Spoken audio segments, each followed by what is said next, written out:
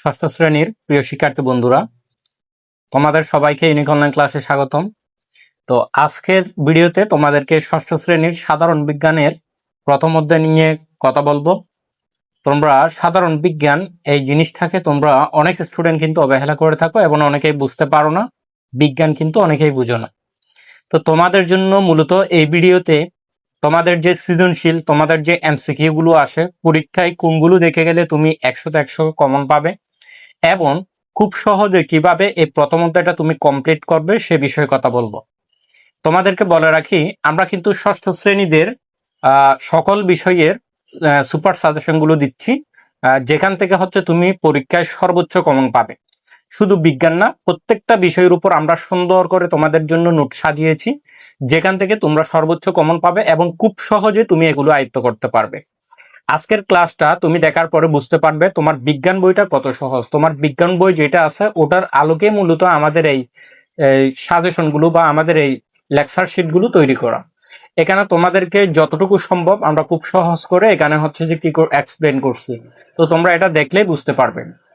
তো সাধারণ বিজ্ঞানের আজকে প্রথম অধ্যায় থেকে তোমার পরীক্ষার জন্য যা যা দেখতে হবে সবগুলো নিয়ে কথা বলবো। তোমার পরীক্ষার জন্য যতটুকু দেখতে হবে, তুমি পরীক্ষায় কিভাবে 100তে 100% কমন পাবে এবং হচ্ছে সাধারণ বিজ্ঞান প্রথম অধ্যায়টা তুমি কিভাবে খুব সহজে কমপ্লিট করবে, এই বিষয়গুলো তোমাদেরকে আজকে দেখাবো। তো সাধারণ বিজ্ঞান এখানে ষষ্ঠ শ্রেণী, তোমরা সবাই ষষ্ঠ শ্রেণী আশা করছি। তো তোমাদের প্রথম অধ্যায়ের নাম কি? তোমাদের প্রথম অধ্যায়ের নাম হচ্ছে যে, তোমরা সবাই জানো, বৈজ্ঞানিক প্রক্রিয়া ও পরিমাপ। তোমাদের প্রথম অধ্যায়ের নাম হচ্ছে বৈজ্ঞানিক প্রক্রিয়া ও পরিমাপ। এই অধ্যায়টা তোমাদের অনেকের জন্য কঠিন, তো আজকে থেকে কঠিন থাকবে না ইনশাল্লাহ। আজকের ক্লাসটা করো, ক্লাসটা করার পরে তুমি বুঝতে পারবে তোমার পরীক্ষার জন্য তুমি এখান থেকে কি কি তোমার দেখতে হবে। তো প্রথমে দেখো, এখানে হচ্ছে তোমাদের প্রথমে বইয়ে কিন্তু অনেক কঠিন করে দেওয়া আছে, এখানে আমরা জিনিসটাকে সহজ করেছি। বিজ্ঞান কি, বিজ্ঞান কি এই জিনিসটা তোমাদের দেওয়া আছে। তো এখানে হলো দেখো, খুব সহজেই বলে দিছি, বিজ্ঞান হলো ভৌত জগৎ, প্রকৃতি, কার্যাবলী সম্পর্কে পর্যবেক্ষণ, পরীক্ষা নিরীক্ষা এবং যাচাইযোগ্য তথ্যের ভিত্তিতে অর্জিত সুশৃঙ্খল ও নিয়মতান্ত্রিক জ্ঞান, এটাই হচ্ছে বিজ্ঞান। তাহলে বিজ্ঞানকে এটা তোমার বইয়ে অনেক কঠিন করে দেওয়া আছে, এখানে খুব সহজ করে আমরা তোমাদের জন্য তুলে দিয়েছি। তোমাদের এটা হচ্ছে যে জ্ঞানমূলক প্রশ্নে অথবা হচ্ছে সংক্ষিপ্ত প্রশ্নে আসতে পারে। বিশেষ করে জ্ঞানমূলক প্রশ্নের জন্য এটা খুব গুরুত্বপূর্ণ। এখান থেকে তুমি চাইলে খুব সহজেই শিখে নিতে পারবে। তাহলে বিজ্ঞান হলো কি? খুব সহজে মনে রাখবা, বিজ্ঞান হলো ভৌত জগৎ, প্রকৃতি, কার্যাবলী সম্পৃক্ত, পর্যবেক্ষণ, পরীক্ষা নিরীক্ষণ, যাচাইকরণ তথ্যের ভিত্তিতে অর্জিত সুশৃঙ্খল নিয়মতান্ত্রিক জ্ঞান, এটাই হচ্ছে বিজ্ঞান। সহজ কথায় বিশেষ জ্ঞান। বিজ্ঞান মানে কি? বিশেষ জ্ঞান। প্রকৃতির জগতের নিয়মতান্ত্রিক গবেষণালব্ধ জ্ঞানই হলো কি? বিজ্ঞান। কেন খুব সহজে তোমাদের জন্য যতটুকু সম্ভব আমরা সহজ করে দিয়েছি। তারপর দেখো, একটা উদাহরণ দিছে, যেমন একটি গাছ কিভাবে বাড়ে তা পর্যবেক্ষণ করা। একটি একটি গাছ ছোট থেকে কিভাবে বড় হচ্ছে এটা পর্যবেক্ষণ করা, এটাই হচ্ছে বিজ্ঞান। তারপর হচ্ছে চুম্বক কেন লোহাকে আকর্ষণ করে, চুম্বক কেন লোহাকে আকর্ষণ করে এটা পরীক্ষা নিরীক্ষা করা বা পর্যবেক্ষণ করা, এটাই হলো একটা বিজ্ঞান। এগুলো হচ্ছে বিজ্ঞানের এক একটা অংশ। তো বৈজ্ঞানিক প্রক্রিয়া, বৈজ্ঞানিক প্রক্রিয়াকে নিম্মুক্তভাবে বর্ণনা করা যায়।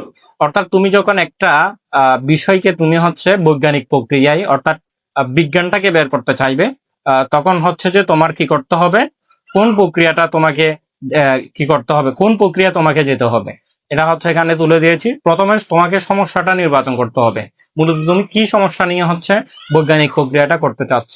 তারপরে হচ্ছে বিদ্যমান তথ্য সংগ্রহ করতে হবে, ওই ওই সমস্যাটার উপর যে তথ্যগুলো তোমার দরকার ওগুলো সংগ্রহ করতে হবে, সম্ভাব্য ফলাফল তোমাকে ধরে নিতে হবে। তারপর হচ্ছে পর্যবেক্ষণ, পরীক্ষণ এবং পর্যবেক্ষণের পরিকল্পনা এবং উপাত্ত সংগ্রহের উপকরণ, যেমন চেকলিস্ট তৈরি করতে হবে। তারপর হচ্ছে ফল প্রকাশ, তারপর সম্ভাব্য ফল গ্রহণ বা বর্জন, তারপর প্রাপ্ত উপাত্ত বিশ্লেষণ করে, তারপর পরিদর্শন ও উপাত্ত সংগ্রহ। এইভাবে মূলত একটা বৈজ্ঞানিক প্রক্রিয়া দাপ তৈরি হয় আর কি, এগুলো দিয়ে। এখানে তোমরা যেভাবে তোমরা নিজেরাই দেখতেছো, তোমাদের বই থেকে জিনিসটা কিভাবে সুন্দর করে সাজানো হয়েছে, এরকম তোমার বিজ্ঞান পুরো বিজ্ঞান বইয়ের শুরুটা পুরো বিজ্ঞান বইয়ের পুরোটা প্রত্যেকটা অধ্যায়ের এরকম সাজানো গোছানো তোমরা কিন্তু লেকচার শিট গুলো আমাদের কাছে পেয়ে যাবে। আমরা সকল বিষয়ের তোমাদের সাজেশন গুলো দিচ্ছি মাত্র 500 টাকায়। তোমরা যারা নিতে চাও অবশ্যই উপর দেওয়া হোয়াটসঅ্যাপ নাম্বারে যোগাযোগ করে ষষ্ঠ শ্রেণী লিখে মেসেজ করবে, সেক্ষেত্রে আমরা যাতে বুঝতে পারি তোমরা তোমাদের পরীক্ষার জন্য সর্বোচ্চ কমন উপযোগী সাজেশন গুলো পাবে। তো এই প্রবাহ চিত্র বৈজ্ঞানিক প্রক্রিয়ার ধাপসমূহ এভাবেই আমরা এখানে তুলেছি খুব সহজ করে। তারপর হচ্ছে পরীক্ষণ। দেখো পরীক্ষণ জিনিসটা মূলত কি?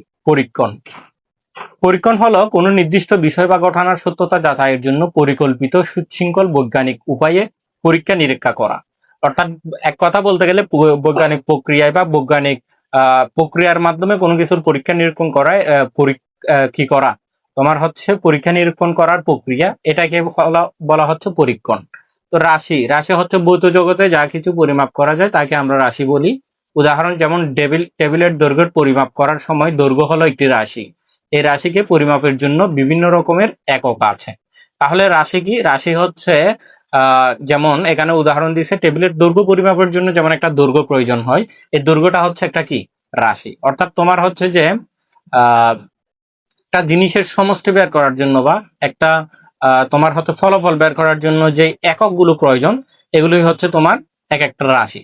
তো এখন দেখো তোমার এককটাকে এখানে দুইটা ভাগে ভাগ করছি। একক হচ্ছে দুইটা ভাগে ভাগ করা হয়েছে এখানে মৌলিক একক অথবা প্রাথমিক একক। তোমার মৌলিক একক যেটা, প্রাথমিক একক সেটা।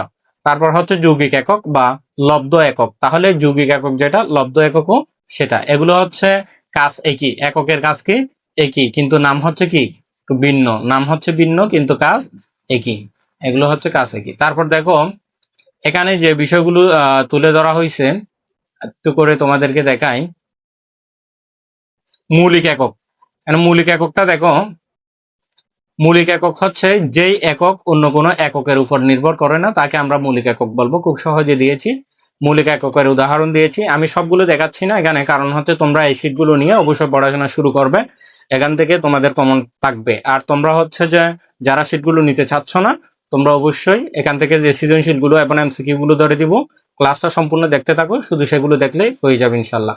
আর তোমরা যারা চাচ্ছ সম্পূর্ণ বইটার এই সাজানো গোছানো নোটটা তোমরা নিবে এবং খুব সহজে তুমি বিজ্ঞানটাকে খুব মজা করে পড়তে চাও, তোমরা অবশ্যই আমাদের কাছ থেকে নিতে পারো।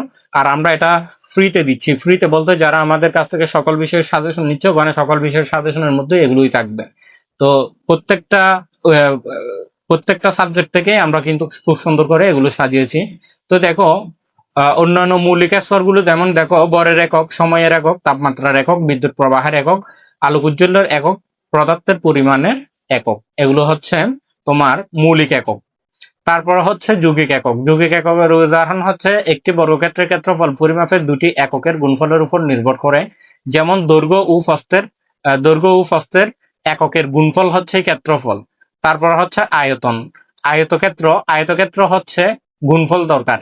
যেমন আয়তনের একক হলো দৈর্ঘ্য, প্রস্থ ও উচ্চতা, এককের গুণফল। অর্থাৎ এই তিনটা গুণ করলে মূলত আমরা কি পাবো? এই তিনটা গুণ করলে মূলত আমরা আয়তনটা পাবো। তো আশা করছি তোমরা এতটুকু বুঝছো। তারপর দেখো এখানে এককের আন্তর্জাতিক পদ্ধতি আমরা খুব সহজে এখানে তুলেছি। এখানে দেখো MKS দিছি। একটু ওয়েট। দেখো এখানে কিন্তু MKS দিছি, অর্থাৎ MKS। এই যে MKS, এম মানে কি? এম মানে হচ্ছে তোমার মিটার, এম মানে হচ্ছে মিটার, কে মানে হচ্ছে কিলোগ্রাম, কে মানে হচ্ছে কি কিলোগ্রাম। তারপরে হচ্ছে তোমার এস মানে কি সেকেন্ড, এস মানে হচ্ছে সেকেন্ড। এভাবে সাজিয়েছি। তারপর এখানে FES দেওয়া আছে। এফ মানে ফুট, ফি মানে পাউন্ড, এস মানে সেকেন্ড, CGS এখানে সি মানে হচ্ছে সেন্টিমিটার আর জি মানে হচ্ছে গ্রাম, এস মানে হচ্ছে সেকেন্ড। এভাবে সাজিয়েছি। এগুলো হচ্ছে এককের আন্তর্জাতিক পরিমাপ, এগুলো তোমরা দেখে নিবা। এখানে ইতিহাস সহ তোমার সুন্দর করে লেখা আছে। তো যারা নিবা তারা অবশ্যই এগুলো পাবে। তোমাদেরকে আমি জাস্ট একটু করে গুরুত্বপূর্ণ গুলো দেখাচ্ছি। এগুলো তোমাদের মুখস্থ করতে হবে। 1 কিলোমিটার সমান 1000 মিটার, 1 মিটার সমান 100 সেন্টিমিটার, 1 সেন্টিমিটার সমান 10 মিলিমিটার। এগুলো দেখবা, এগুলো হচ্ছে তোমার আন্তর্জাতিক পদ্ধতিতে, ঠিক আছে? এগুলো তোমাদের দেখতে হবে। তারপর দেখো এখানে আরো কিছু বিষয় আছে, এগুলো ডাইরেক্ট মুখস্থ করবা তোমরা। সরি। এক মেট্রিক টন সমান হচ্ছে 10 কুইন্টাল। 1 কুইন্টাল সমান হচ্ছে 100 কিলোগ্রাম। 1 কিলোগ্রাম সমান 1000 গ্রাম। তারপর 1 গ্রাম সমান 1000 মিলিগ্রাম। এগুলো দেখবা। সময়ের একক, সময় পরিমাপের সকল পদ্ধতির একক হলো সেকেন্ড। তবে দৈনন্দিন জীবনে সেকেন্ডের চেয়ে আরো কি, দৈনন্দিন জীবনে তোমার হচ্ছে যে সেকেন্ডের চেয়ে এর গুণিতাংশের এককগুলো ব্যাপকভাবে ব্যবহৃত। এখান থেকে আমি আরো দেখাচ্ছি না, এখানে অঙ্কগুলো তোমাদের সুন্দর করে আমরা সমাধান করে দিয়েছি। এখন আসি সৃজনশীলে। তোমাদের এখানে সৃজনশীলের মধ্যে আমি হচ্ছে জাস্ট কয়টা সৃজনশীল তোমাদেরকে আমি দেখাই। এখানে হচ্ছে জাস্ট তোমাদের জন্য আমি 6টা সৃজনশীল নিয়েছি। এই 6টা সৃজনশীলের বাইরে কিন্তু তোমার পরীক্ষায় আসবে না, ঠিক আছে? এই 6টা সৃজনশীল থেকে তোমার পরীক্ষায় আসবে, এগুলো তোমরা দেখবা। সৃজনশীল নাম্বার 1 দেখো, সৃজনশীল 1। তো সৃজনশীল 1 এখানে হচ্ছে যে আমি যেটা নিয়েছি সেটা হচ্ছে দেখো, মিনার পড়ার গড়ের ক্ষেত্রফল হচ্ছে 40 বর্গ মিটার এবং প্রস্থ হচ্ছে 5 মিটার। তার পড়ার গড়ের দৈর্ঘ্য হচ্ছে 1 মিটার 50 সেন্টিমিটার। প্রস্থ এর একটি টেবিল 2.5 মিটার দৈর্ঘ্য। তারপর হচ্ছে এক সমস্ত 1/2 মিটার প্রস্থ, একটি কাঠ আছে। ক নাম্বার বলতেছে বৈজ্ঞানিক প্রক্রিয়া বলতে কি বুঝো। খ নাম্বার বলতেছে আয়তন পরিমাপের একক একটি যৌগিক একক ব্যাখ্যা করো। গ নাম্বার বলতেছে মিনার পড়ার গড়ের দৈর্ঘ্য নির্ণয় করো। ঘ নাম্বার বলতেছে মিনার পড়ার গড়ে কি পরিমাণ ফাঁকা আছে তা নির্ণয় করো। তো এটা হচ্ছে 1 নাম্বার সৃজনশীল। উত্তরগুলো আমি তোমাদেরকে দেখাচ্ছি না, তোমরা হচ্ছে যারা নিতে চাও তারা উত্তর সহ পেয়ে যাবে। জাস্ট প্রশ্নগুলো দিয়ে দিচ্ছি, যারা টাকা দিয়ে নিতে পারবে না তাদের জন্য জাস্ট প্রশ্নগুলো দিয়ে দিচ্ছি। 2 নাম্বার হচ্ছে যেটা আছে সেটা দেখো। 2 নাম্বার আছে হচ্ছে একটি গড়ের দৈর্ঘ্য 6 মিটার, প্রস্থ 4 মিটার 50 সেন্টিমিটার। ক নাম্বার আছে আলোক উজ্জ্বলের একক কি, পরিমাপের আন্তর্জাতিক পদ্ধতি বলতে কি বুঝো। গ নাম্বার আছে গড়ের ক্ষেত্রফল কত বর্গ মিটার। ঘ নাম্বার আছে গড়ে 1 মিটার দৈর্ঘ্য 60 সেন্টিমিটার প্রস্থ বিশিষ্ট দুটি টেবিলের দৈর্ঘ্য রাখার পর কতটুকু জায়গা থাকবে। ঠিক আছে, এটা হচ্ছে 2 নাম্বার তোমাদের জন্য। তারপর হচ্ছে যে দেখো এখানে আর কি আছে দেখি 3 নাম্বার। 3 নাম্বার হচ্ছে যে তোমাদের দেখো 3 নাম্বার সৃজনশীল যেটা, 3 নাম্বার সৃজনশীলটা তোমরা দেখো। এখানে 3 নাম্বার সৃজনশীল যেটা তুলেছি এটা হচ্ছে দেখো 3 নাম্বার সৃজনশীল। এখানে সুমির গড়ের পড়ার টেবিলের ক্ষেত্রফল হচ্ছে 6240 বর্গ সেন্টিমিটার, যার প্রস্থ হচ্ছে 60 সেন্টিমিটার। ওই টেবিলের উপর একটি বই আছে যার দৈর্ঘ্য হচ্ছে 26 সেন্টিমিটার এবং প্রস্থ হচ্ছে 20 সেন্টিমিটার। ক নাম্বার প্রশ্ন আছে রাশি কি। খ নাম্বার প্রশ্ন আছে ক্ষেত্রফল ও আয়তনের মধ্যে দুটি পার্থক্য লেখো। গ নাম্বার আছে সুমির পড়ার টেবিলের দৈর্ঘ্য কত। ঘ নাম্বার হচ্ছে সুমি টেবিলে সমাকৃতির আর কয়টি বই পাশাপাশি রাখতে পারবে, গাণিতিকভাবে বিশ্লেষণ করো। তো এগুলো উত্তর হচ্ছে, উত্তর সহ তোমরা পেয়ে যাবে আমাদের কাছ থেকে শীটগুলো নিলে আর কি, সকল বিষয়ের সাজেশনগুলো নিলে ওখানে পেয়ে যাবে। তো এখন আমরা 4 নাম্বারটা দেখবো। 4 নাম্বার সৃজনশীলটা তোমরা একটু দেখো। এখানে 2টা চিত্র দেওয়া আছে, এরকম 2টা চিত্র দেওয়া আছে। তো 2টা চিত্র থেকে এখানে ক নাম্বার প্রশ্ন হচ্ছে এস আই এর পূর্ণরূপ লিখতে হবে তোমাকে। খ নাম্বার হচ্ছে ক্ষেত্রফলের একক যৌগিক একক কেন, এটা ব্যাখ্যা করতে হবে। এ চিত্র অর্থাৎ চিত্র যেটা আছে এ নাম্বার চিত্র, এই চিত্রের বস্তুটির আয়তন নির্ণয় করতে হবে, এটার আয়তনটা নির্ণয় করতে হবে। তারপর বি চিত্রের যন্ত্রটির সাহায্যে কোন বস্তুর ঘনত্ব পরিমাপ করা যায়, এটার মাধ্যমে কোন বস্তুর ঘনত্ব পরিমাপ করা যায় এটা ব্যাখ্যা করতে হবে তোমাকে ঘ নাম্বারে সর্বশেষে। এখন দেখবো আমরা 5 নাম্বার সৃজনশীল। 5 নাম্বার সৃজনশীলটা, 5 নাম্বার সৃজনশীল দেখো এখানে আমি তুলে নিয়েছি। 5 নাম্বার সৃজনশীলের উদ্দীপকটা অনেক বড়, দেখো একটু করে ছোট করে। 5 নাম্বার সৃজনশীলটা হচ্ছে এটা আমরা দৈনন্দিন জীবনে নানানভাবে মাপজোকের উপর নির্ভরশীল, যেমন উচ্চতা, ওজন, সময় বা তাপমাত্রা পরিমাপ ইত্যাদি। মুহিত মেপে দেখলো তার শোবার ঘরের দৈর্ঘ্য 5 মিটার। শোবার ঘরের দৈর্ঘ্য কত? 5 মিটার। প্রস্থ 4 মিটার 50 সেন্টিমিটার এবং উচ্চতা হচ্ছে 3.5 মিটার। ক নম্বরে আছে পরিমাপ কি। খ নম্বরে আছে এককের আন্তর্জাতিক পদ্ধতির সুবিধা কি, ব্যাখ্যা করো। গ নম্বরে মুহিতের শোবার ঘরের 4 দেওয়ালের মোট ক্ষেত্রফল কত। তারপর গ নাম্বার আছে মুহিতের গড়ে 1 মিটার দৈর্ঘ্য 500 মিটার সেন্টিমিটার প্রস্থ, তারপর হচ্ছে যে 1.2 মিটার উচ্চতা বিশিষ্ট দুটি টেবিল রাখার পর কতটুকু জায়গা খালি থাকবে, এটা তোমাকে গ নাম্বারে বের করতে হবে। তারপর হচ্ছে এখন তো 5 নাম্বার গেল। 6 নাম্বার দেখো, 6 নাম্বার সৃজনশীলটা দেখো। 6 নাম্বার এখানে হচ্ছে যে তোমার বলা আছে হচ্ছে রাবিনার পড়ার টেবিলের দৈর্ঘ্য 2 মিটার এবং প্রস্থ হচ্ছে 1.5 মিটার। সাবিনার পড়ার টেবিলের দৈর্ঘ্য হচ্ছে 3 ফুট এবং প্রস্থ হচ্ছে 2 ফুট। ক নম্বরে হচ্ছে ক্যান্ডেলা কি? খ নম্বরে যৌগিক একক ব্যাখ্যা করো। গ নম্বরে হচ্ছে রাবিনা ও সাবিনার পড়ার টেবিলের ক্ষেত্রফল নির্ণয় করো। গ নম্বরে হচ্ছে রাবিনা ও সাবিনার পড়ার টেবিলের নির্ণীত ক্ষেত্রফল কোন একটি আন্তর্জাতিকভাবে গ্রহণযোগ্য ব্যাখ্যা করতে বা বিশ্লেষণ করতে হবে। ঠিক আছে, এই হলো তোমার 1 নাম্বার প্রশ্ন। এখন আমরা 6 নাম্বার প্রশ্ন। তো আমরা তো সবগুলো সৃজনশীল দেখলাম। এগুলো উত্তরপত্র সহ নিতে চাইলে তোমরা অবশ্যই উপরে দেওয়া হোয়াটসঅ্যাপ নম্বরে যোগাযোগ করবে, সেক্ষেত্রে তোমরা পেয়ে যাবে। আর তোমাদের জন্য যেটা বলবো সেটা হচ্ছে এই ভিডিওর কমেন্ট বক্সে কিন্তু আমাদের যে ফ্রি সাজেশন গ্রুপ রয়েছে, ওই ফ্রি সাজেশন গ্রুপের লিঙ্ক দেওয়া আছে। ওই ফ্রি সাজেশন গ্রুপে তোমরা সবাই অ্যাড হয়ে যাবে, তোমরা যারা ভিডিও দেখতেছো সবাই অ্যাড হয়ে যাবে। আরেকটা বিষয় হচ্ছে যে এরকম সাজানো গুছানো বিজ্ঞানের যে নোট, এগুলো তুমি কোথাও পাবে না। এখন আমরা কথা বলবো হচ্ছে বহু নির্বাচনে নিয়ে।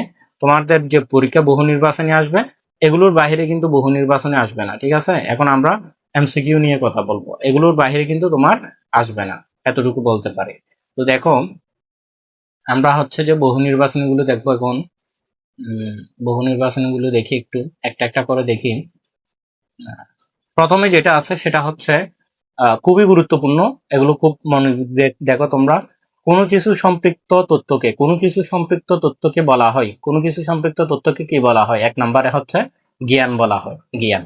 তারপরে হচ্ছে যে আমরা এখন আরেকটু শুরু করি। আমরা এখন দেখবো হচ্ছে যে 2 নাম্বার। ঠিক আছে, আমরা এখন 2 নাম্বার দেখবো। 2 নাম্বার দেখো, 2 নাম্বারে হচ্ছে যে 2 নাম্বারে বলা হচ্ছে জ্ঞান অর্জনের প্রক্রিয়া কি? জ্ঞান অর্জনের প্রক্রিয়া হচ্ছে, এখানে 2 নম্বর উত্তর হবে বিজ্ঞান। জ্ঞান অর্জনের প্রক্রিয়া হচ্ছে বিজ্ঞান। তারপরে হচ্ছে যে 3 নাম্বারটা দেখো, 3 নাম্বারে কি বলা হয়েছে? 3 নাম্বারে হচ্ছে যে বিজ্ঞানের জ্ঞান অর্জনের জন্য কোনটি দরকার? বিজ্ঞানের জ্ঞান অর্জনের জন্য তোমার দরকার হবে হচ্ছে নিজের নিজের ভুল স্বীকার করা। বিজ্ঞানের জ্ঞান অর্জন করার জন্য নিজের ভুলকে কি করতে হবে? স্বীকার করতে হবে। এটা হচ্ছে 3 নাম্বার। 4 নাম্বার এমসিকিউটা দেখো। 4 নাম্বার, 4 নাম্বারে কি আছে দেখা যাক। 4 নাম্বার, তো 4 নাম্বারে যেটা আছে সেটা হচ্ছে যে আমাদের আশেপাশের বস্তু সংগ্রহ সম্পর্কে সুসংবদ্ধ জ্ঞানকে কি বলা হয়? আমাদের আশেপাশের বস্তু সংগ্রহ সম্পর্কে সুসংবদ্ধ জ্ঞানকে কি বলা হয়? 4 নাম্বারের উত্তর এখানে হবে হচ্ছে বিজ্ঞান। তাকে আমরা কি বলবো? বিজ্ঞান বলবো। 1 নাম্বারে যেটা আছে সেটা দেখো, বিজ্ঞান একক। বিজ্ঞান এক ধরনের কি? বিজ্ঞান এক ধরনের হচ্ছে জ্ঞান। বিজ্ঞান এক ধরনের জ্ঞান। বিজ্ঞান কি? বিজ্ঞান হচ্ছে এক ধরনের জ্ঞান। তারপর আমরা এখন দেখবো 6 নাম্বারটা। 6 নাম্বারটা দেখো, 6 নাম্বার বলতে আছে এখানে বিজ্ঞান কি? বিজ্ঞান কি? এখানে বিজ্ঞান কি? 6 নাম্বারের উত্তর হবে বিজ্ঞান হচ্ছে, আমরা প্রথম একদম এই অধ্যায়টা শুরু করার সময় কিন্তু এই লাইনটা পড়েছি, প্রকৃতি ও প্রাকৃতিক ঘটনা সম্পৃক্ত জ্ঞানকে আমরা কি বলতেছি? বিজ্ঞান বলতেছি। তাহলে বিজ্ঞান কি? বিজ্ঞান হচ্ছে প্রকৃতি ও প্রাকৃতিক ঘটনা সম্পর্কে জ্ঞান। তারপর 7 নাম্বার যেটা আছে সেটা দেখো। 7 নাম্বার, 7 নাম্বার বলা হচ্ছে বিজ্ঞানীরা সাধারণত যে পদ্ধতি অনুসরণ করেন তাকে কি বলে? বিজ্ঞানীরা সাধারণত যে পদ্ধতি অনুসরণ করেন তাকে আমরা বলবো হচ্ছে বৈজ্ঞানিক পদ্ধতি। তাকে আমরা কি বলবো? বৈজ্ঞানিক পদ্ধতি বলবো, বৈজ্ঞানিক পদ্ধতি। তারপর 8 নাম্বার যেটা আছে সেটা হচ্ছে বৈজ্ঞানিক কর্মপদ্ধতির প্রথম স্তর কোনটি? বৈজ্ঞানিক কর্মপদ্ধতির প্রথম স্তর, এটা হচ্ছে 8 নাম্বার এমসিকিউ। এটা হবে হচ্ছে যে তোমার গ নাম্বার সমস্যা নির্বাচন। বৈজ্ঞানিক কর্মপদ্ধতির প্রথম স্তরটাই হচ্ছে কি করা? সমস্যা নির্বাচন করা। অর্থাৎ তোমাকে প্রথমে সমস্যাটা কি খুঁজে বের করতে হবে। তারপর এখন দেখো 9 নাম্বার। 9 নাম্বারে আসা হচ্ছে সমস্যা নির্বাচনের পরের ধাপ কোনটি? সমস্যা নির্বাচনের পরের ধাপ হচ্ছে তোমার বিদ্যমান তথ্য সংগ্রহ করা। সমস্যা নির্বাচন করার পরে ওই বিষয়ের উপর বিদ্যমান তথ্য কি করতে হবে? সংগ্রহ করতে হবে। তারপর 10 নাম্বার দেখো, কিসের মাধ্যমে অনুমিত সিদ্ধান্তের সভ্যতা যাচাই করা হয়? এটা উত্তর কি হবে? 10 নাম্বারের উত্তর হবে হচ্ছে যে গ নাম্বার পরীক্ষণ। এটার উত্তর হবে পরীক্ষণ। ঠিক আছে, এটার উত্তর পরীক্ষণ হবে। তারপরে দেখো 11 নাম্বার। 11 নাম্বারে যেটা আছে সেটা হচ্ছে যে কি দেখো, বিজ্ঞানের নতুন জ্ঞান পাওয়ার পদ্ধতি কোনটি? বিজ্ঞানের নতুন জ্ঞান পাওয়ার পদ্ধতি হচ্ছে পরীক্ষণ। 12 নম্বরে যেটা আছে সেটা দেখো। 12 নম্বরে নিচের কোনটির অভাবে চারা গাছ মারা যায়? আচ্ছা, এটা হচ্ছে এদিকে রাখবে, নিচের কোনটির অভাবে চারা গাছ মারা যায়। তো নিচের কোনটির অভাবে চারা গাছ মারা যায়? কীটনাশক সার, আর কীটনাশক সার, নাকি হচ্ছে যে পানি, নাকি হচ্ছে পোকা? এখানে উত্তর হবে কি তোমরা বলতে পারবে? 12 নাম্বার, এখানে উত্তর হবে হচ্ছে পানি। পানির অভাবে কিন্তু চারা মারা যায়। বৈজ্ঞানিক পদ্ধতিতে বিদ্যমান তথ্যর আলোকে কি করা হয়? বৈজ্ঞানিক পদ্ধতিতে বিদ্যমান তথ্যর আলোকে হচ্ছে কি করা হয়? এখানে উত্তর হবে হচ্ছে আনুমানিক সিদ্ধান্ত গ্রহণ করা হয়। ঠিক আছে, কি সিদ্ধান্ত গ্রহণ করা হয়? আনুমানিক সিদ্ধান্ত গ্রহণ করা হয়। তারপরে দেখো 14 নাম্বার। 14 নাম্বার এমসিকিউতে বলা হয়েছে বৈজ্ঞানিক পদ্ধতির শেষ ধাপ কোনটি? বৈজ্ঞানিক পদ্ধতির শেষ ধাপ হচ্ছে ফল প্রকাশ করা। ঠিক আছে। 15 নাম্বার হচ্ছে কোনো কিছুর পরিমাণ নির্ণয় করাই হলো কি? কোনো কিছুর পরিমাণ নির্ণয় করাই হলো হচ্ছে যে তোমার পরিমাপ। কোনো কিছুর পরিমাণ নির্ণয় করাই হচ্ছে পরিমাপ। ঠিক আছে। আমরা এখন দেখবো 16 নাম্বার। 16 নাম্বারটা দেখো, পরিমাপ প্রয়োগ হয় কোন ক্ষেত্রে? পরিমাপ পরিমাপ প্রয়োগ হয় মূলত পরিমাণ জানতে। 17 নাম্বার হচ্ছে প্রত্যেক ক্ষেত্রে পরিমাণকে কোনটি দ্বারা প্রকাশ করা হয়? প্রত্যেক ক্ষেত্রে পরিমাণকে হচ্ছে মূলত প্রকাশ করা হয় একক দ্বারা। তাহলে পরিমাপে প্রকাশ করা হয় মূলত কি দ্বারা? একক দ্বারা। এখন দেখো 18 নাম্বার। 18 নাম্বার এমসিকিউতে আছে পরিমাপ প্রকাশে নিচের কোনটি প্রয়োজন? পরিমাপ প্রকাশে তোমার হচ্ছে প্রয়োজন একক, একটি একক। তারপর 19 নাম্বার যেটা আছে সেটা হচ্ছে আলোক উজ্জ্বল্যর একক কোনটি? আলোক উজ্জ্বল্যর একক হচ্ছে অ্যাম্পিয়ার। আলোক উজ্জ্বল্যর একক কি? আলোক উজ্জ্বল্যর একক হচ্ছে অ্যাম্পিয়ার। তারপরে দেখো 20 নাম্বার। 20 নাম্বার প্রশ্নটা হচ্ছে যাকে পরিমাপ করি তাকে কি বলি? যাকে আমরা পরিমাপ করি মূলত তাকে আমরা বলি রাশি। যাকে আমরা পরিমাপ করি তাকে মূলত আমরা কি বলি? রাশি বলি। তারপর 21 নাম্বার প্রশ্ন আসা হচ্ছে যে ক্ষেত্রফল নির্ণয়ের ক্ষেত্রে কোনটি সঠিক? ক্ষেত্রফল নির্ণয়ের ক্ষেত্রে কোনটি সঠিক? 21 নম্বরের উত্তর হবে হচ্ছে ক্ষেত্রফল নির্ণয়ের ক্ষেত্রে দৈর্ঘ্য এবং প্রস্থের এককের গুণফল। দৈর্ঘ্য এবং প্রস্থ এই দুটা গুণ করলে মূলত আমরা কি পাই? ক্ষেত্রফল পাই। এই দুটা গুণ করলে আমরা ক্ষেত্রফল পাই। তো এই দুটাই হচ্ছে তোমার ক্ষেত্রফল নির্ণয়ের ক্ষেত্র। ঠিক আছে, ক্ষেত্রে এই দুটা প্রয়োজন। তারপর 22 নাম্বার এমসিকিউটা দেখো। 22 নাম্বার এমসিকিউতে যেটা আছে ইন্টারন্যাশনাল সিস্টেম অফ ইউনিক সংক্ষেপে কি বলা হয়? ইন্টারন্যাশনাল সিস্টেম অফ ইউনিক এটাকে সংক্ষেপে বলা হয় হচ্ছে এসআই। এটাকে সংক্ষেপে কি বলা হয়? এসআই বলা হয়। তারপর 23 নাম্বার হচ্ছে কাপড়ের দৈর্ঘ্য পরিমাপে কোন এককটি ব্যবহৃত হয়? কাপড়ের দৈর্ঘ্য পরিমাপে মূলত হচ্ছে যে এককটি ব্যবহৃত হয় সেটি হচ্ছে যে তোমার মিটার। মিটার ব্যবহৃত হয়। কাপড়ের দৈর্ঘ্য পরিমাপের কোন এককটি ব্যবহৃত হয়? মিটার। এটা তোমরা খেয়াল করবা। তারপরে দেখো 24। 24 নাম্বার প্রশ্নটা আমরা দেখবো এখন। 24 দেখো, 24 আছে এফইএস। এটা কিন্তু আমি তোমাদেরকে দেখাইছিলাম, একটা ঘরের মধ্যে লিখা আছে এফইএস পদ্ধতিতে ভরের একক কোনটি? এফইএস পদ্ধতিতে ভরের একক হচ্ছে 24 নাম্বার তোমার হবে পাউন্ড। এটা তো হবে পাউন্ড। 25 নাম্বার। 25 নাম্বারের ক্ষেত্রে মূল কোনটির একক? মূল। মূল হচ্ছে তোমার 25 নাম্বারের উত্তর হবে হচ্ছে তোমার পদার্থের পরিমাণ। পদার্থের পরিমাণ হচ্ছে মূলের একক।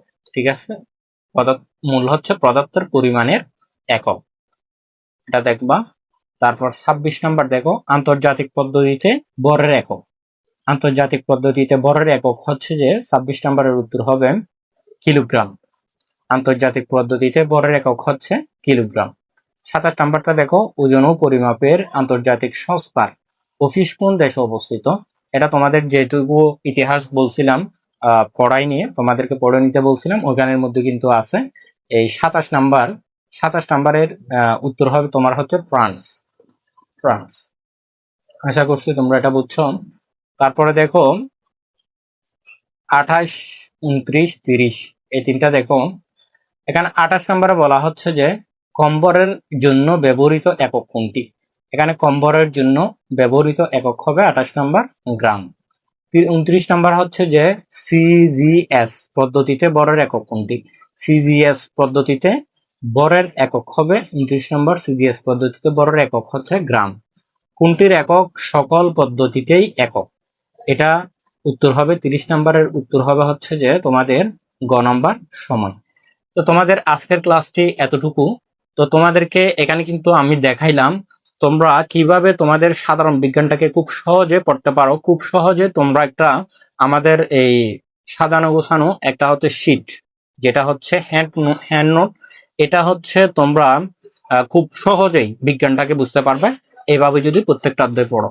এবং এখানে শুধু তোমাদেরকে খুব সহজ করে দিছি বিষয়টা এরকম না, তোমাদের এখানে আবার পরীক্ষায় যে এমসিকিউ গুলো আসবে, যে সৃজনশীল গুলো তোমার পরীক্ষার জন্য সবচেয়ে গুরুত্বপূর্ণ, সেগুলো এখানে তুলেছি।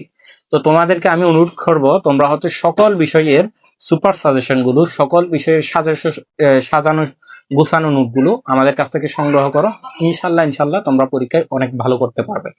এগুলো শুধু স্টুডেন্টরা নেই তাই না, এগুলো আমাদের কাছ থেকে অনেক শিক্ষকরাও কিনে নেয়, যাতে হচ্ছে তারা এই অনুযায়ী একজন শিক্ষার্থীকে পড়াতে পারে, বা এই অনুযায়ী যদি পড়ায় তাহলে খুব সহজে একজন শিক্ষার্থী বুঝতে পারবে। তো এখানে তোমাদের জন্য গুরুত্বপূর্ণ সৃজনশীল, গুরুত্বপূর্ণ এমসিকিউ, এবং খুব সহজে তোমাদের বিজ্ঞানটাকে খুব সহজ করে যতটুকু সম্ভব আমরা হচ্ছে এখানে তুলে ধরেছি। তো আজকের এই প্রথম অধ্যায়ের উপর যা যা তোমার জন্য প্রয়োজন সবগুলো দিয়ে দিয়েছি। তোমাদের যাদের সকল বিষয়ের সাজেশন প্রয়োজন তোমরা অবশ্যই উপরে দেওয়া হোয়াটসঅ্যাপ নাম্বারে যোগাযোগ করবে। মাত্র 500 টাকা দিয়ে আমাদের সিক্রেট গ্রুপ অ্যাড করাই দিব। ওখানে দেখবা যে তুমি একদম তোমার যে সাজেশন গুলো প্রয়োজন সব বিষয়ের সাজেশন গুলো তুমি সেখানে পেয়ে যাবে। তো আজকের ক্লাসটি এতটুকু। সবার জন্য অনেক অনেক শুভকামনা, এবং আমাদের নেক্সট ক্লাস পাওয়ার জন্য, সবার আগে আমাদের সাজেশন ভিত্তিক ক্লাসগুলো পাওয়ার জন্য তোমরা অবশ্যই আমাদের ইউটিউব চ্যানেলটি সাবস্ক্রাইব করে আমাদের সাথে যুক্ত থাকবে। তো সবাইকে অনেক অনেক ধন্যবাদ সম্পূর্ণ ক্লাসটি দেখার জন্য।